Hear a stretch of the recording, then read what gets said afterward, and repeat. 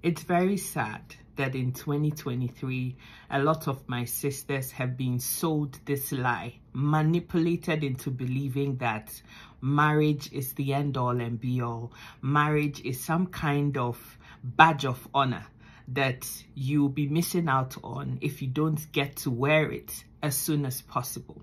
I'm not here to knock marriage. Marriage is fantastic. Marriage is beautiful. But marriage would only be fantastic, beautiful, something that you can enjoy and not regret and be frustrated in if you pick the right partner to be with. Because it's the absolute worst thing that you can do when you're not married to the right person who gets you, with whom you're in sync and understands everything that is going on with you.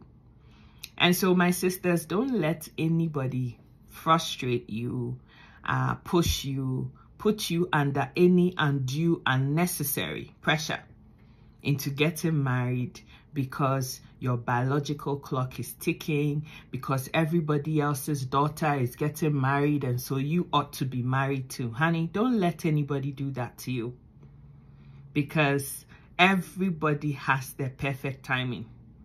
The fingers of the hand are not the same. Everybody gets to pick and decide what works for them. And you always have to use your mind and not just follow somebody else's timetable or program for their lives as if you don't have a mind of your own. It is very difficult in our community, in our culture as Africans, that a lot of people have allowed their parents or elder family members to convince you that not being married or being married is what is going to change your whole destiny. But that destiny can be changed for better or for worse. And it's all dependent on the decisions that you make, the time that you take to prepare in selecting the rightful partner that you are with. If you don't take time to get physically, socially, financially, independently, spiritually, and emotionally ready to get married, honey, it will be your worst nightmare. Take it from somebody who knows. Don't allow societal pressures that you're aging, your clock is ticking, you have to get married so you can give me children, yada yada, be the reason why anybody pushes you into marriage. Mothers, fathers, marriage is not what is going to be a meal ticket or a cash cow for you. So stop pushing your daughters into unfortunate, savage marriages in the name of, can't you see the poverty that is in this home? This Oga wants to marry you, and when he does so, our whole destiny will change. Your daughter is not a stooge.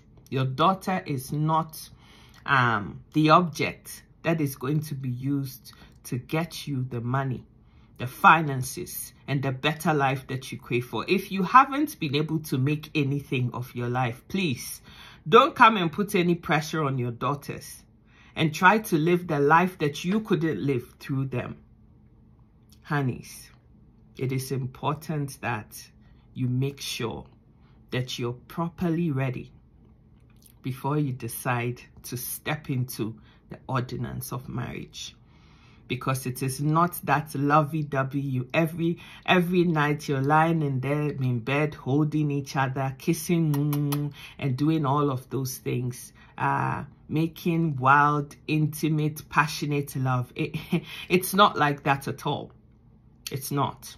I remember I had a friend who planned for months on end with lingerie and all kinds of things about how the first night after they got married was going to be. She spent months. She spent so much money on lingerie, how she had to look, exercised, all of that. Nothing wrong with it. But when it came down to it, by the time they had done the traditional marriage and then gone through and done the ordinance marriage, entertained all their guests for 2 nights straight. So the first night of the marriage and the second night, all the couple did was just sleep. They didn't want to even touch each other. They just slept. So all this careful planning for months on end meant that at the end of the day, when it came down to it, it was nothing like she had envisaged or imagined that it was going to be. And yeah, the lovemaking came later. The point I'm making here is that sometimes we fantasize so much about what marriage is when we haven't ourselves gotten into it yet. And when other people are telling us it's anything but, we think, oh, it's just their marriages that is like that. Mine's going to be different. Honey, you always get advice from the people who have walked the journeys that you are about to embark on ahead of you, because they know where all the pitfalls lie. Marriage is exciting. Marriage is beautiful when you're married to the best person, your soulmate, who just gets you without you even having to open your eye or your mouth to say anything.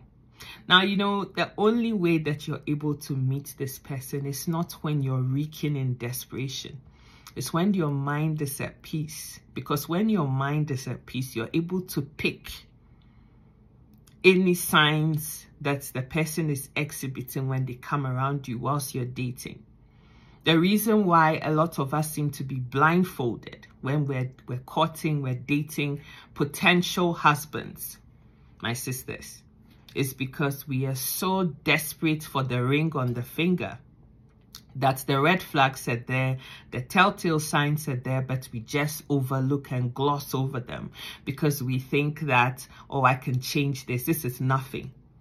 But those little things that you thought that were nothing in courtship become big issues and giant elephants in the room in your marriage. Desperation is the worst possible place to be when you're deciding on lifetime things that you're going to commit to. And so, darling, spend your youth really fixing your own life, financially, socially, emotionally, because you need to be standing well before you enter the institution of marriage. Marriage can bring about children. When children are in the mix, it gets even more complicated. Marriage is not for the faint-hearted. It's not for people who don't have resilience and persistence, patience and compromise to be able to live with another person. It's hard enough living with people that are your siblings, that you're blood relatives with, that you came from the same womb from. Not to talk of somebody that was brought up in a whole different home with different ways of doing things. Marriage is not that easy. It can be fun, but it is only fun when it's done with the right person. So don't let anybody pressurize you into thinking that if you don't do it now, it's never going to happen, because it will.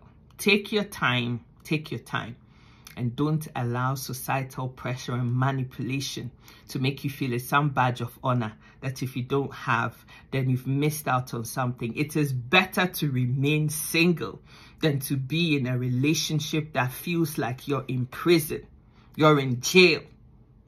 It's better to be single and happy than in bondage of a marriage. Take it from somebody who knows.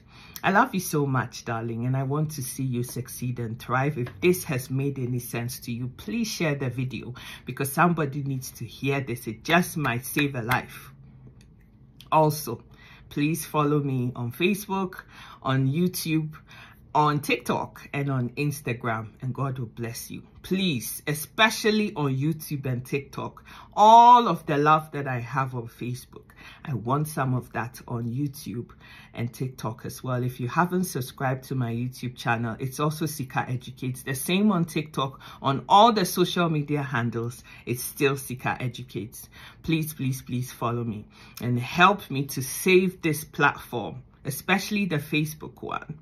If you see any indecent content that has been sent out there and it seemingly looks like it's from me, when you know that I would never do a thing like that, please draw my attention so that I can report it to Facebook and save this platform and continue to put educative content that's going to help us all grow, mature, and become better people.